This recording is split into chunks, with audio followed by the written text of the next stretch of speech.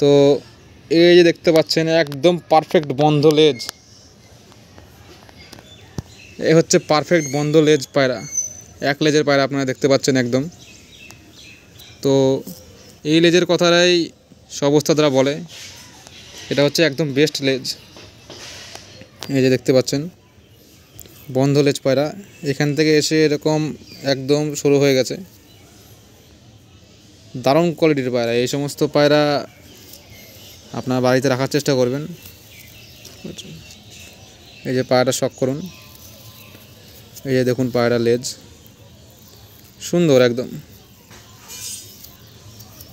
তো আর একটা জিনিস দেখুন লেজের মধ্যে,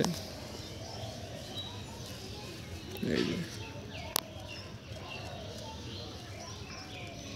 পায়রাটার লেজ ছোট কিন্তু ছড়ালে মনে হচ্ছে অনেক বড়।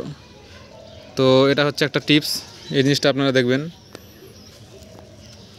দেখুন এখন মনে হচ্ছে লেজটা ছোট, কিন্তু ছড়ালে মনে হচ্ছে লেজটা খুব বড়। এই দেখুন ছড়ালে মনে হচ্ছে লেজটা অনেক বড়, এটাই হলাম টিপস, এটাই হচ্ছে এটা সিক্রেট। তো এটা একদম ভালো লক্ষণ, এটা আপনারা খেয়াল করবেন, ঠিক আছে। তো এই ছিল কিছু পয়েন্ট, বাকি পয়েন্ট পরবর্তীতে ভিডিও জানিয়ে দেবো।